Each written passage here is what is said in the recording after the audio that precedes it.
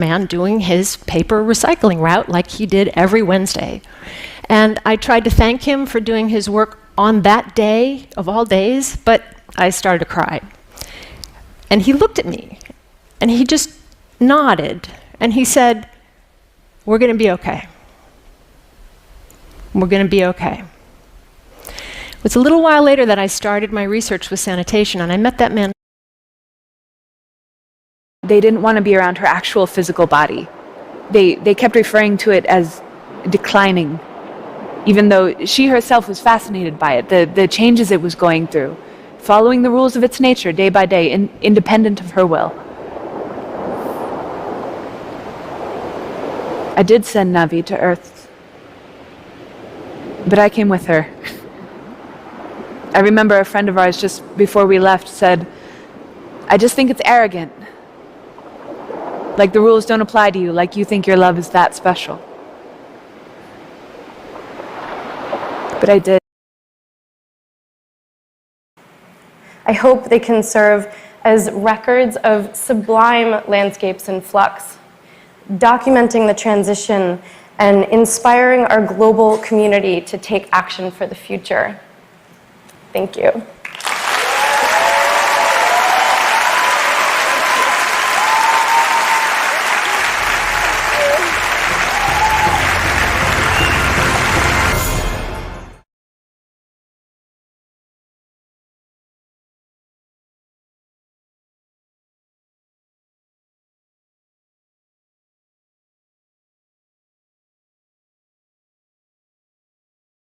When they hear my story, and I guess much like Ben, when they study his echolocation, they want him to be able to distinguish, the telephone from the computer or whatever they did with him. People would often ask me very strange questions about being homeless, and that people would ask me, "Did you eat from the trash?" or "Where did you sleep?" or the things that people are interested in fascinate me. When instead, what really was in my heart and was probably the most amazing experience I had was, again, this internal experience.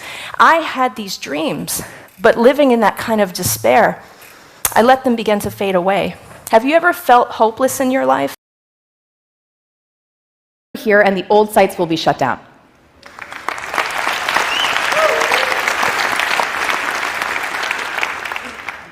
To me, this is what change looks like in 2016.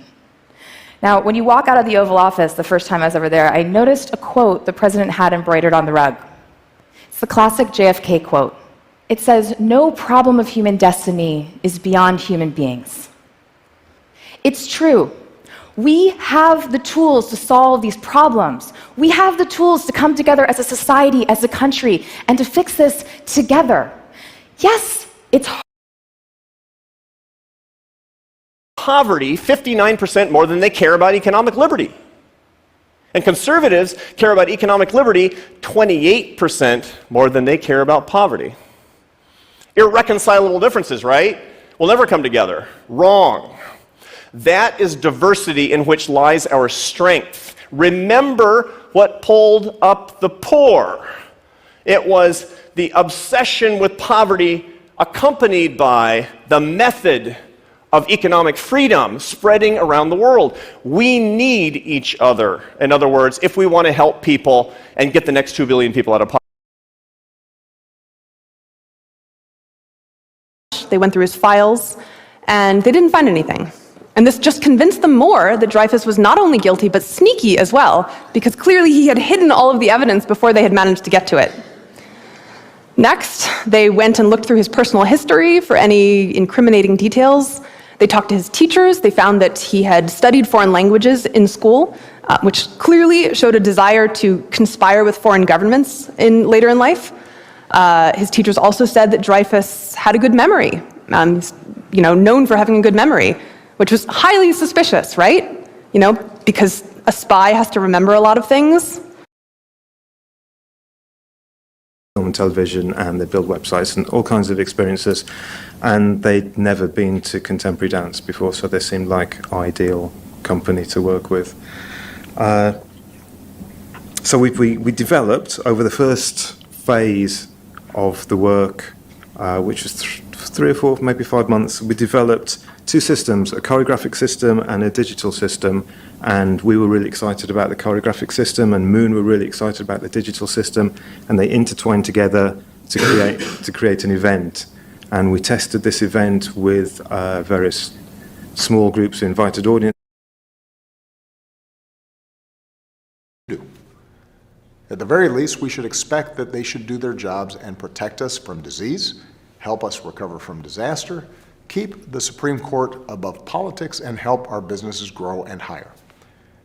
So, if any of these priorities matter to you, let your congressperson know. And if they still refuse to do their jobs, well, you know what to do in November. Our government only works as well as the people we elect, and that's entirely up to you.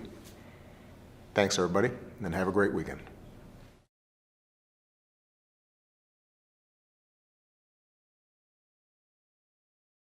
Or Asian or Native American, or they are young or old, whether they are gay or straight, whatever their faith, men, women, Americans with disabilities, we have to keep on uniting as one team, as one people, as one nation. That's what you have taught us. That's what you are an example of. The disabled veterans of America know what it means to be one team. We draw inspiration from you. I am grateful for everything that you have done for this country. I am grateful for having had the opportunity to work with you. God bless you. Thank you for your service. That's why they used to say that the PC, the computer, was the LSD of the 90s, because the computer revolution literalized the dream of expanding our minds through the use of our feedback with these tools and these computers. Stephen Johnson takes it further. He talks about architecture. He says our thoughts shape our spaces. We design the world, but those spaces return the favor. So we build these cathedrals, and then those cathedrals build cathedrals inside our minds, essentially. You know, we mirror the environment that we create. So what is our responsibility then when we build the cities of the 21st century, the city planners, the urban designers? How do we make... And then somebody else picks it up and they do their part. And there are people who are trying to impede progress, but the good news is that the general trajectory of humanity is that the folks who've been trying to make progress have outnumbered those who haven't. And over time, things just get a little bit better. And it adds up. But it's hard. And when President Kennedy said we'd go to the moon, he said we chose to do it because it's hard.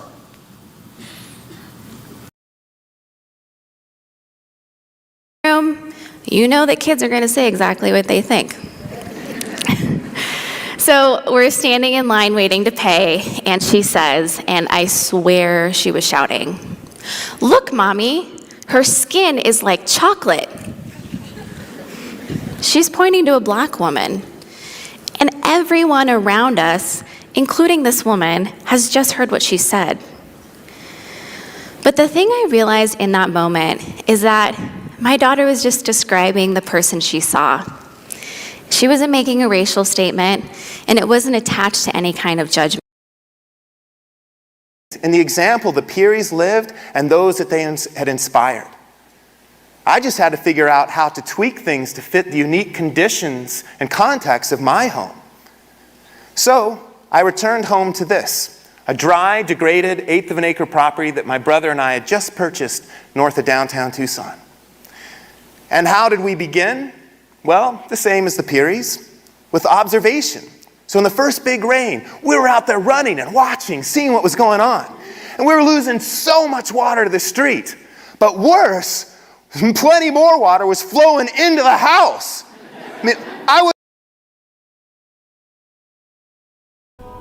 They leave us in an ambiguous place, one step removed, wondering if we can ever cross the threshold and see the vision for ourselves.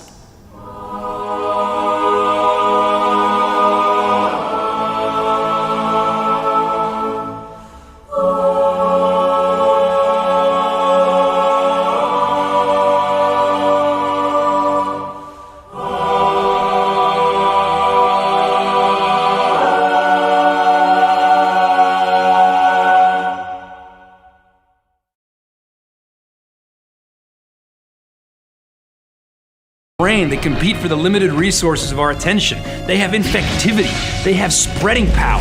They are what Richard Dawkins calls the new replicators, born from the primordial soup of human culture. Their vector of transmission is language and electronic communication.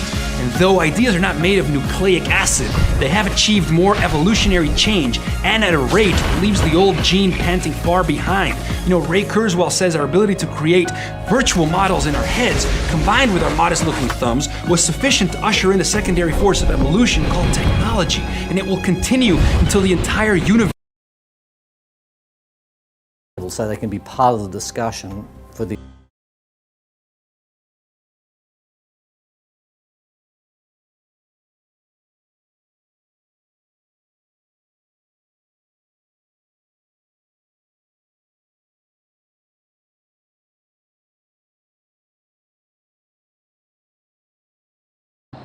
Whatever noise I make, they try to follow me. Essentially, I am a homing beacon. The guides are veterans as well, so you have that camaraderie. I'm helping other veterans achieve something, and that's like therapy for me. Nobody comes home from war the same. We have physical wounds in this group, but mental wounds as well. We're all healing together. You know, compassion's there. Where they may reflect back in their dash and say, thank God I met her. Thank God I met him. Boy, yes, he was a salesperson who sold me something, but it transformed my life. Or it was a person that introduced me to a business or an idea or a friend or a new set of distinctions and ideas, and it completely transformed my life. How much of that do you want? And yes, the vacations and the fun and the family, it's the whole enchilada, my friends. So, is there a warning that you would offer to the listener? And I guess I would say yes. And it would really come down to, what is your arc of perspective? You see, they come from life. They are life. Knowing that time is the most valuable thing we have, and it only moves forwards. This is your life. Know it while you have it. Never ride like someone else.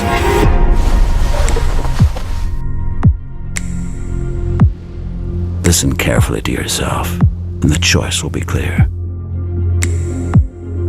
See the world around you. Television, they started creeping in, but for some reason, women really had a hard time cracking mainstream movies. I mean, mainstream distributed films. That is all changing.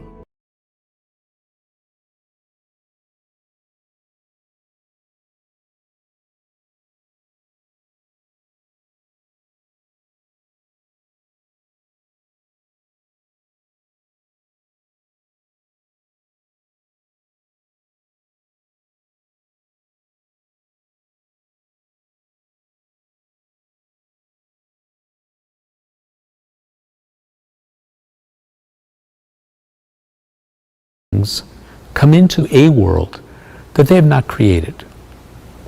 You grow up in a society, you pick up the language of that society, you pick up the morality of that society, and what you are is the work of previous generations. Therefore, your responsibility is to pass all of this on to the next generation.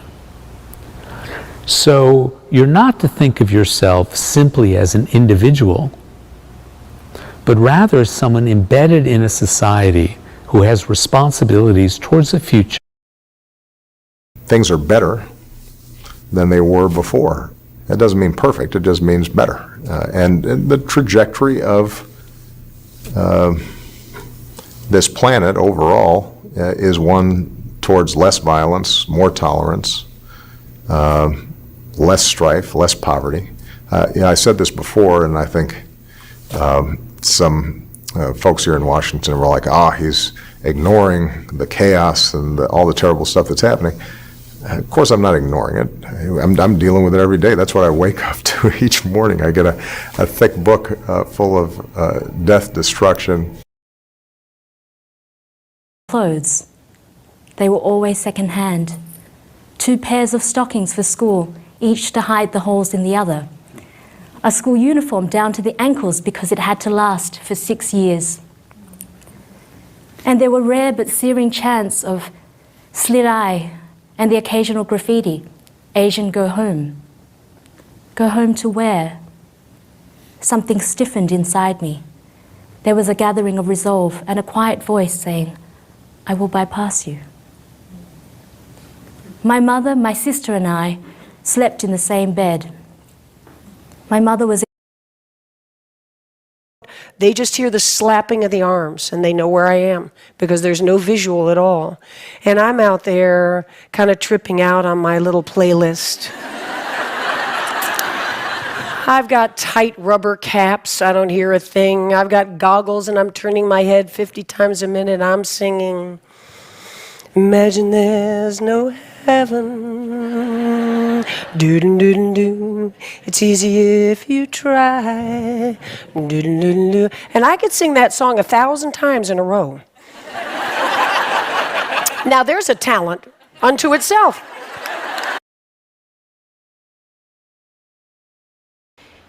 They were so weak from the treatment I had given them.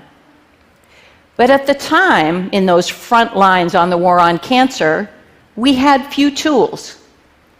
And the tools we did have couldn't differentiate between the cancer cells that we wanted to hit hard and those healthy cells that we wanted to preserve.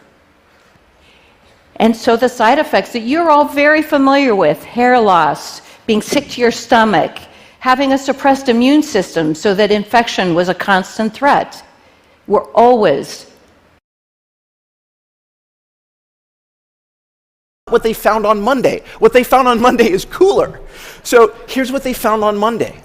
Imagine you take you take a bell and you whack the bell with a hammer. What happens? It rings. But if you wait, that ringing fades and fades and fades until you don't notice it anymore.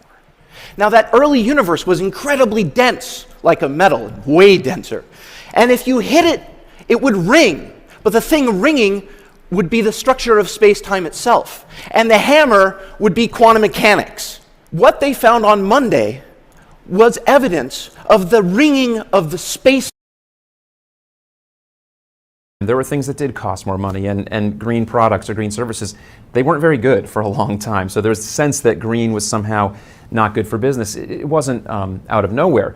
But that's really a dated view. We now have a situation where the challenges are so vast and the world is changing so fundamentally that the only path we have forward is to manage these issues. That's the point of the big pivot, so that we will find a profitable path to do it, and we have so many options now. There's a whole category of things that companies do that save money very quickly, all things that fall under kind of the banner of eco-efficiency or energy efficiency or using less. I mean, they had a lot of physical activity, and they had a purpose to their lives. And they didn't spend 10 hours a day online. So it's looking at these examples and saying, how can we sort of implement change either on a local level, on a state level, on a nation-state level? Because the thing with change, and again, I feel like I'm completely stating the obvious, we either choose to change or change is forced upon us. And we are at a precipice, which is an overused metaphor, but we're on this precipice, and like things are about to get English languages to make sure that they work just as well. And we try to use one of these phones from time to time to keep in touch with their reality. So, what does it mean to design at a global scale? It means difficult and sometimes exasperating work to try to improve and evolve products. Finding the audacity and the humility to do right by them can be pretty exhausting. And the humility part, it's a little tough on the design ego. Because these products are always changing, everything that I've designed in my career is pretty much gone.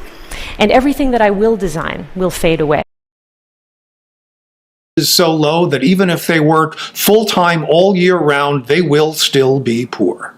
It's something we've been seeing for decades in soup kitchens and food pantries around the country. The growing numbers of people who work full-time and yet cannot earn enough to put food on the table. The problem is particularly acute for people of color. 42% of Hispanic Americans and 36% of African Americans work in poverty wage jobs. No matter how many hours or how many weeks they work, they cannot escape poverty with wages alone. Which means either labor markets need prisoners take steps to turn their lives around so they can contribute to their communities after they've served their time. More broadly, we need to truly invest in our children and our communities so that more young people see a better path for their lives. That means investing in early childhood education, job training, pathways to college. It means dealing honestly with issues of race, poverty, and class that leave too many communities feeling isolated and segregated from greater opportunity. It means expanding that opportunity to every American willing to work for it, no matter what zip code they were born into. To give.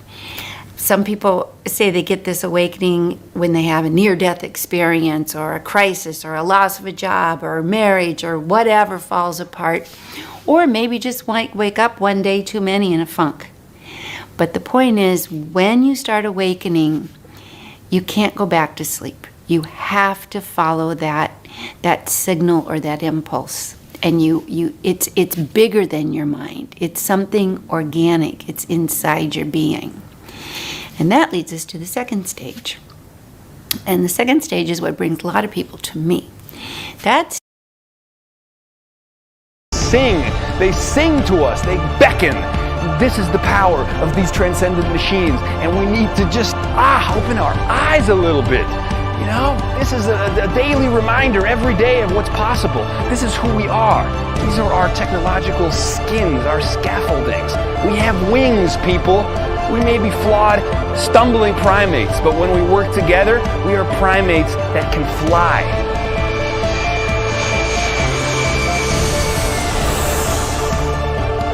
Hey guys, you want to take a look at shots of all behind the scenes, how it all comes to life? Well, then check out this episode. Into yourself, into being better. The world, reality, life, it had no choice but to follow suit.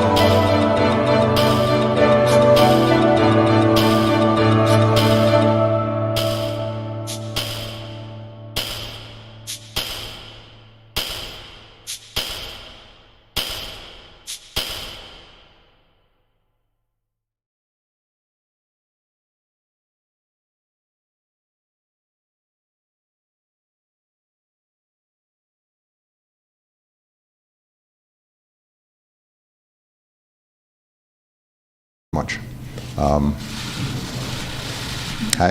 You notice some chortling among the Brits. You know, they probably find it a little overwhelming as well.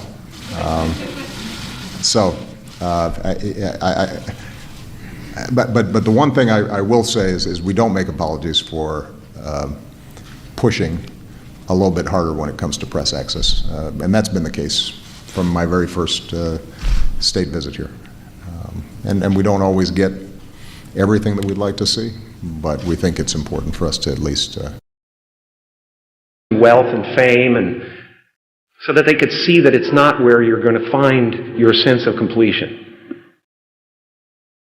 I can tell you from experience, the effect you have on others is the most valuable currency there is.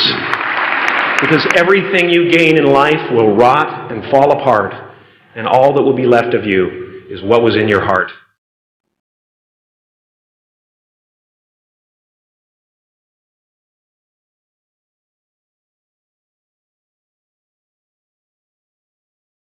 We're not the avatars we create. We're not the pictures on the film stock. It's Harley Davidson. They know a thing or two about marketing. They fought pretty hard against us, but boy, we just asked and asked and asked and asked and got online and asked, and that's what Casey Sourcelink taught us. They taught us that it was okay to scream and yell about who you are. I know we're coming up on a big milestone, you know, the 10-year SourceLink anniversary. You know, can you share with me like what that journey has been like? I mean, what's it felt like over the last 10 years? Wow. I know, it's a big question. Yeah, I don't know that I would have thought we would be where we are today 10 years ago. Wait, what does that when mean? we started. So when I started SourceLink, it was a white piece of paper. Easier to get somebody who will be largely compliant because they want to stay in the country. And, you know, that's just wrong. So there's work we have to do on all sides of the immigration debate. And I want to see companies have to do more to employ already qualified Americans. Why do you think it is that it is so intuitive to people, or so intuitive to many people, that there is a zero-sum competition with immigrants for jobs? As you said, that's not often what the economic evidence shows, but it's powering a lot of politics in this country. They have lower job turnover, they have lower levels of attrition, they have an easier time recruiting, they have higher rates of retention, higher job satisfaction, higher rates of productivity. So the question that I'm often asked in companies is, boy, this gender equality thing, that's really going to be expensive, huh? And I say, oh no. In fact, what you have to start calculating is how much gender inequality is already costing you. It is extremely expensive. So it is good for business. And the other thing is, it's good for men. It is good for the kind of lives we want to. No, they know how to have very heated but constructive arguments to create a portfolio of alternatives. Individuals and innovative organizations learn how to inquire, they learn how to actively listen. But guess what? They also learn how to advocate for their point of view. They understand that innovation rarely happens unless you have both diversity and conflict. Creative agility is about being able to test and refine that portfolio of ideas through quick pursuit, reflection, and adjustment. It's about discovery-driven learning, where you act as opposed to plan your way. Done, they have to put ideology and religion and ethnicity aside and draw their cities together. We saw this a couple of decades ago when Teddy Kollek, the great mayor of Jerusalem in the 80s and the 90s, was besieged one day in his office by religious leaders from all of the backgrounds, Christian prelates, rabbis, imams. They were arguing with one another about access to the holy sites. And the squabble went on, and Kollek listened and listened, and he finally said, "Gentlemen, spare me your sermons." Why do they know how to do those things at Google? Well, many of the people that worked for Bill told us, in their opinion, Bill was one of the finest leaders in Silicon Valley. And we completely agreed. The man is a genius. Leadership is the secret sauce, but it's a different kind of leadership, not the kind many of us think about when we think about great leadership. One of the leaders I met with early on said to me, "Linda, I don't read books on leadership. All they do is make me feel bad. In the first chapter, they say I'm supposed to create that they need to live the lives they say they want to live in order to live the lives that we say we want to live." In 1915, on the eve of one of the great suffrage demonstrations down Fifth Avenue in New York City, a writer in New York wrote an article in a magazine. And the title of the article was "Feminism for Men." And this was the first line of that article. "Feminism will make it possible for the first time for men to be free." Thank you.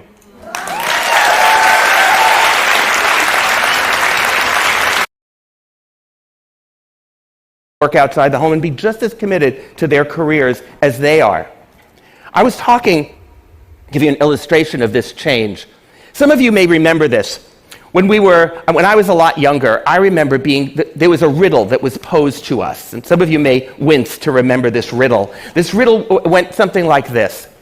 A man and his son are driving on the freeway, and they're in a terrible accident, and the father is killed. And the son is brought to the hospital emergency room. And as they're bringing the son into the hospital emergency room attending physician sees the boy and says, "Oh, their children." They expect their partners, their spouses, their wives to work outside the home and be just as committed to their careers as they are. I was give you an illustration of this change. Some of you may remember this. When I was a lot younger, I remember there was a riddle that was posed to us. And some of you may wince to remember this riddle. This riddle went something like this. A man and his son are driving on the freeway and they're in a terrible accident and the father is killed. And the son is brought to the hospital emergency room. And as they're bringing the son into the hospital emergency room, if you listen to what men say about what they want in their lives, gender equality is actually a way for us to get the lives we want to live. Gender equality is good for countries. It turns out, according to most studies, it turns out that those countries that are the most gender equal are also the countries that score highest on the happiness scale. And that's not just because they're all in Europe. Even within Europe, those countries that are more gender equal also have the highest levels of happiness. It is also good for companies. Innovative organizations, they amplify differences, they don't minimize them. Creative abrasion is not about brainstorming where people sort of suspend their judgment. No, they know how to have very heated but constructive arguments to create a portfolio of alternatives. Individuals and innovative organizations learn how to inquire, they learn how to actively listen. But guess what? They also learn how to advocate for their point of view. They understand that innovation rarely happens unless you have both diversity and conflict. Creative agility is about being able to test and refine that portfolio of ideas. Worry about number one, they have to work together, and they do work together. They work together in climate change, for example. Organizations like the C40, like ICLE, which I mentioned, have been working together many, many years before Copenhagen. In Copenhagen, 4 or 5 years ago, 184 nations came together to explain to one another why their sovereignty didn't permit them to deal with the grave, grave crisis of climate change. But the mayor of Copenhagen had invited 200 mayors to attend. They came, they stayed, and they found ways and are still finding ways to work together. For sure, they understood that that was not their role. So I don't think it is accidental that many of you did not recognize Ed. Because Ed, like Vineet, understands that our role as leaders is to set the stage, not perform on it. So if we want to invent a better future, and I suspect that's why many of us are here, then we need to reimagine our task. Our task is to create the space where everybody's slices of genius can be unleashed and harnessed. Somebody has to make up the difference. Somebody has to make up the difference. I mean, we can't survive as a society without roads, infrastructure, education, police, firemen. Somebody is going to have to pay these costs. Summarizing what you say in here about your proposal, raise the corporate tax rate, but provide generous tax credits for corporations that invest in the U.S. and create jobs here. Eliminate the loopholes that distort the economy, increase taxes on corporations, the profits of which are associated with externalities such as pollution, reduce the bias toward leverage by making dividend performance. Well, they were less stressed out, less anxious, more confident. But the most fascinating finding to me was how their physical stress response changed. Now, in a typical stress response, your heart rate goes up and your blood vessels constrict like this. And this is one of the reasons that chronic stress is sometimes associated with cardiovascular disease. It's not really healthy to be in this state all the time. But in the study, when participants viewed their stress response as helpful, their blood vessels stayed relaxed like this. Their heart was still pounding, but this is a much healthier cardiovascular. They bombard you we see on average 2,000 ads a day. They're trying to sell you something. Luxury comes at a cost. It comes at the cost of killing your hopes, your dreams, your ambitions. So toughen up a little bit. Be a stoic. When's the last time you went a week without eating sugar? Or walked instead of taking a car to get groceries? Or did 100 push-ups? Or turned the air conditioning off? Toughen yourself up. Take a cold shower. You see, everybody wants, but not everybody's willing to toughen up to get the good life. They smoke less, drink less, take recreational drugs less often. They are less likely to go to the ER, but more likely to go to a doctor for routine screenings. They are less likely to see a therapist, less likely to be diagnosed with depression, less likely to be taking prescription medication. So when men share housework and childcare, the men are happier and healthier. And who wouldn't want that? And finally, when men share housework and childcare, they have more sex. Now, of these 4 fascinating findings, which one do you think Men's Health magazine put on its cover? That they come up with when they're working on a particular scene. So if you think about that scene in Up, where the boy hands the piece of chocolate to the bird, that 10 seconds took one animator almost 6 months to perfect. The other thing about a Pixar movie is that no part of the movie is considered finished until the entire movie wraps. So partway through one production, an animator drew a character with an arched eyebrow that suggested a mischievous side. When the director saw that drawing, he thought it was great, it was beautiful, but he said, you got to lose it. It doesn't fit the character. And set them alight so they sizzled menacingly whenever his ship was poised to attack.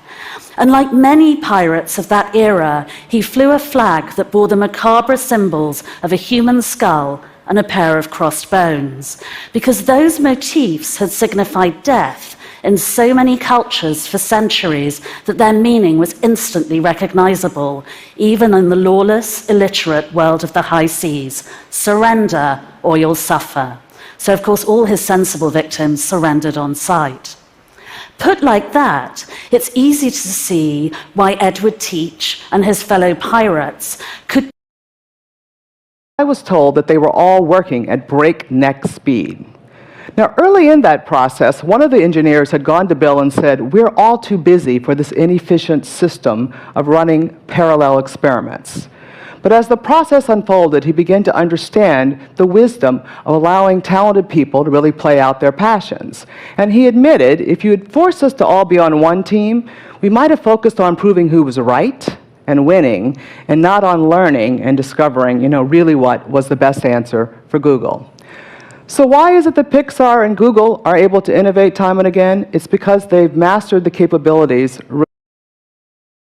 They also learn how to advocate for their point of view. They understand that innovation rarely happens unless you have both diversity and conflict. Creative agility is about being able to test and refine that portfolio of ideas through quick pursuit, reflection, and adjustment. It's about discovery-driven learning, where you act as opposed to plan your way to the future. It's about design thinking,